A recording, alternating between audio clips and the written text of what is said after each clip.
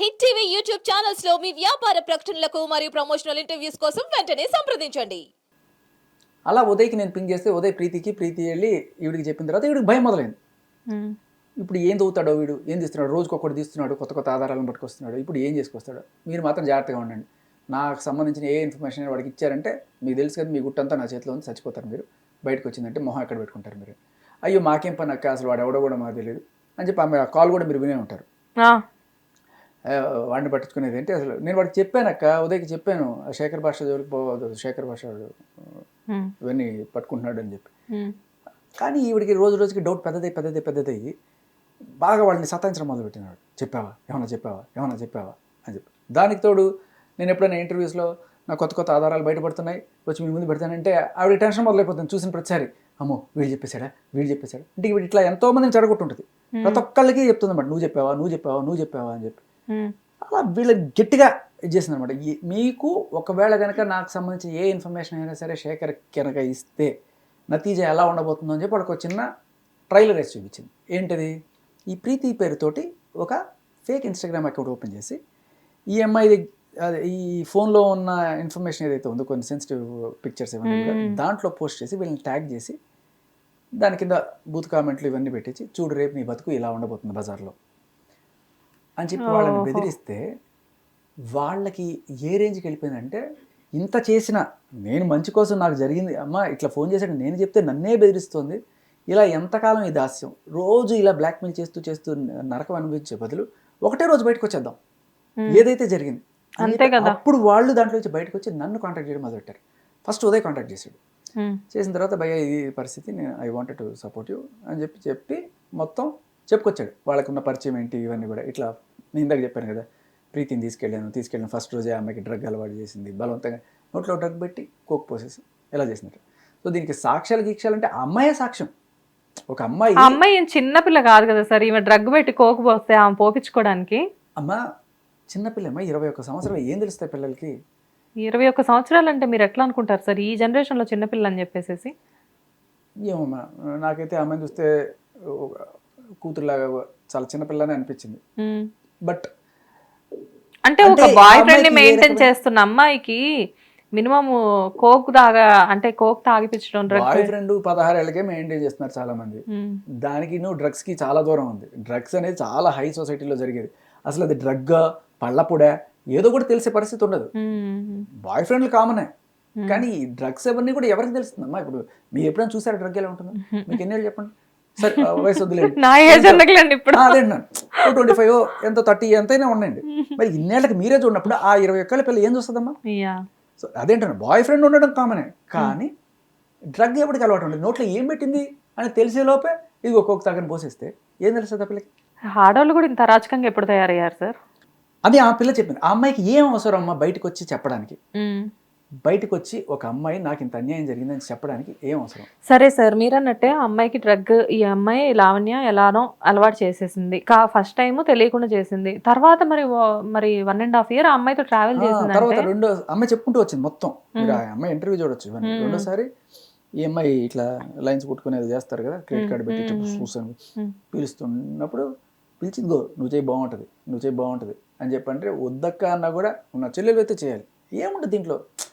32 ఏళ్ళ ఆవిడ 21 చిన్నపిల్లకి ఎలా ఉంటుంది? అక్క అంటే ఒక ఇన్స్పిరేషన్ లాగా కనబడుతుంటే, అక్క ఇంత పని చేస్తాను మనం కూడా చేద్దాం, ఒక హీరోయిజం కనిపిస్తుంది ఇంకోసారి.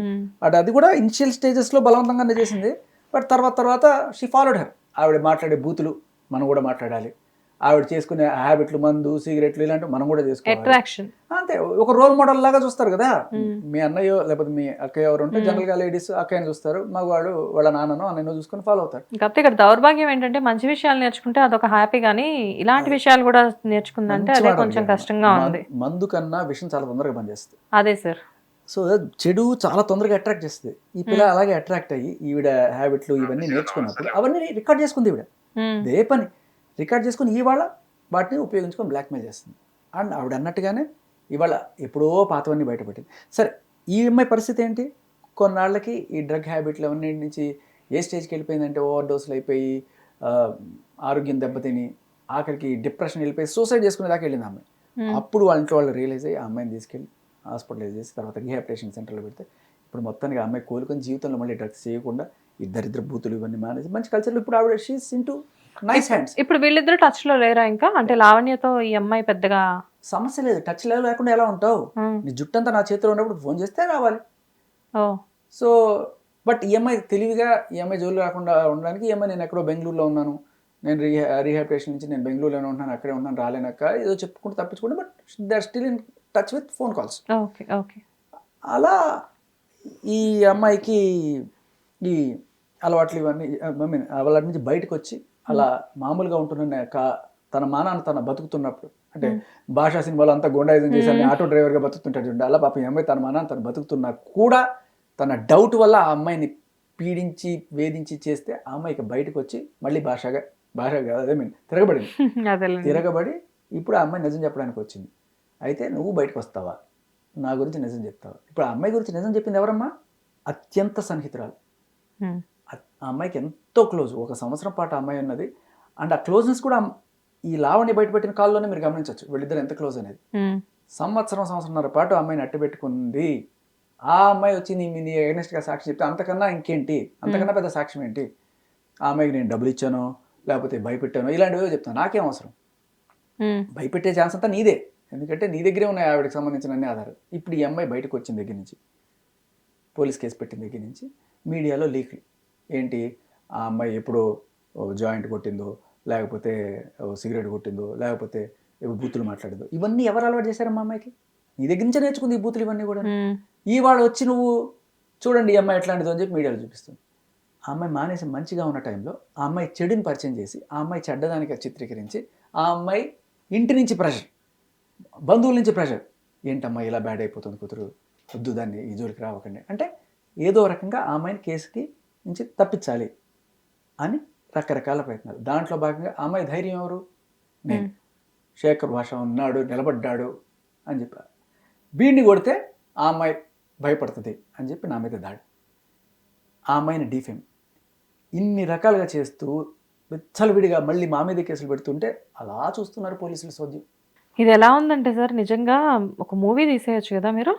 మీకు మంచి ఎక్స్పీరియన్స్ వచ్చేసింది మీకు ఈ 1.5 ఆల్మోస్ట్ ఒక 1 month దాటిపోయిందా మీరు ఈ ఫైట్ చేయబట్టి? తెలియదు నాకు అసలు, మీరు చెప్తే ఇందాక 25 రోజులు ఏందనిపిస్తుంది నాకు. అంతే మరి, పరిగెడుతూనే ఉన్నాను. యాక్చువల్గా ఓ 2-3 రోజులు ఈ వంకాయన పెట్టి రెస్ట్ తీసుకుందాము అని చెప్పి అంటే ఈ అమ్మాయిని డిఫేమ్ చేయడం మొదలెట్టింది.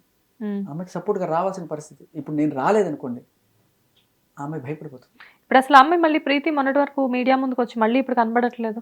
అదే మన మీడియా మిత్రులకు కూడా అరే ఒక ఆడపిల్ల ఇంత ధైర్యంగా బయటకు వచ్చి ఒక మాట చెప్తోంది, తన ఇమేజ్ని కూడా పక్కన పెట్టి, అలాంటి అమ్మాయిని మనం సపోర్ట్ చేసి అమ్మాయిని ఒక హీరోగా చూపించాలి మనం. ఎందుకంటే అమ్మాయి డ్రగ్స్ చేసింది, ఒకప్పుడు తప్పు చేసింది, ఇప్పుడు అవన్నీ వద్దు అనుకుని ధైర్యంగా వచ్చింది, రిహాబిలిటేషన్లో చేరింది, మంచిగా మారింది.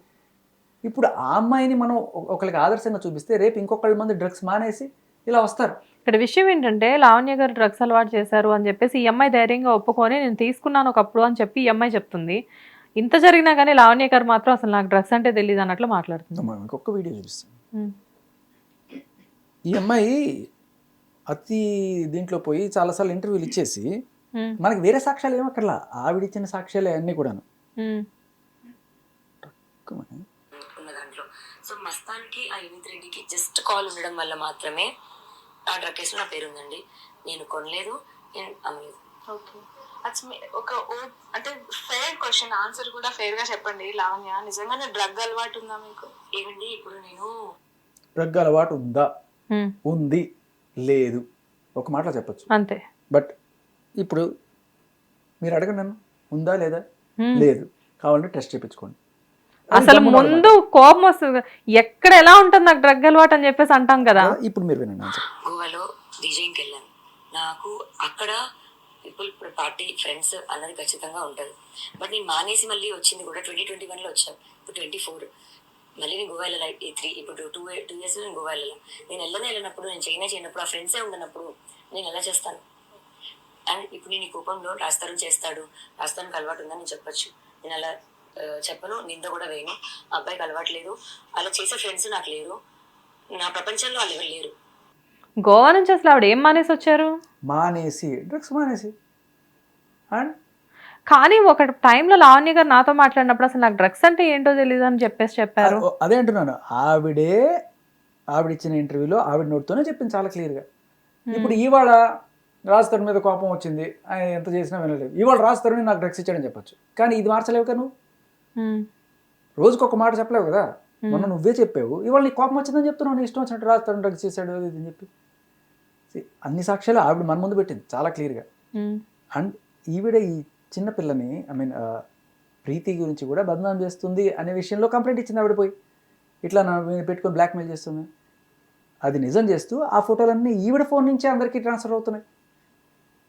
మీకు కూడా వచ్చుంటాయి ఆవిడ ఫోన్ నెంబర్ నుంచి. లాస్ట్ టైం మీతో షూట్ జరుగుతున్నప్పుడే ఒక 50 ఫోటోల దాకా వచ్చాయి నాకు. సో బేసికల్లీ డీఫేమ్ చేయడానికి ఆవిడ కంకణం కట్టుకొని చేస్తున్న పని ఇది. నా గురించి చెప్తావా, నీ దగ్గర ఉన్న నా దగ్గర ఇన్ని ఫోటోలు ఇన్ని కాల్ రికార్డులు ఎక్కడి నుంచి వస్తున్నాయి మా ఆవిడకి? అసలు ఇదే ఒక జీవిత ధ్యేయం అన్నట్టు పర్ఫెక్ట్ గా చెప్పారు మీరు. అదే చెప్తున్నా కదా, ఇదే వాళ్ళ మోడస్ ఆఫ్ ఆపరెండి, ఇదే వాళ్ళ జీవితం అంతే. మనుషులది బ్లాక్మెయిల్ చేయడం. ఇదే మీకు సంబంధించిన ఏదో రకం. మీరు కనబడ్డారు, మీరు ఫస్ట్ పరిచయం అయ్యారు అనుకోండి, మనం మామూలుగా సరదాగా మాట్లాడుకుంటాం. మీరు పరిచయం అయితే మామూలుగా వాళ్ళ యాటిట్యూడ్ ఎలా ఉంటుంది తెలుసా? ఓకే, దీని గుట్లే ఉన్నాయి, ఇది ఏం చేస్తుంది, మీ ఇంటికి వెళ్ళా, ఓకే మీ ఇంట్లో ఇట్లా చూస్తారు, ఏమైనా ఫోటోలు ఉన్నాయా, ఏమున్నాయి అంటే దొంగతనాలు చేసే టైప్ కూడా కాదు. మళ్ళీ మీ గుట్టుమట్లు పట్టుకుంటారు. మీరు ఏదైనా సరదాగా నాకు అప్పుడులో నాకు ఒక బాయ్ ఫ్రెండ్ ఉండేవాడు ఇట్లా అని చెప్పారు అనుకోండి, అవన్నీ గుర్తుపెట్టుకుంటారు, రాసి పెట్టుకుంటారు డైరీలో. తర్వాత ఏదైనా అవసరం వస్తే తీసుకొస్తారు. ఇంకా వాడికి సంబంధించి వాడిని మీరే చంపేశారనో లేకపోతే ఇంకోటో కథలు వెళ్ళేసి మీ మీద బ్లాక్మెయిల్ చేయడం మొదలెడతారు.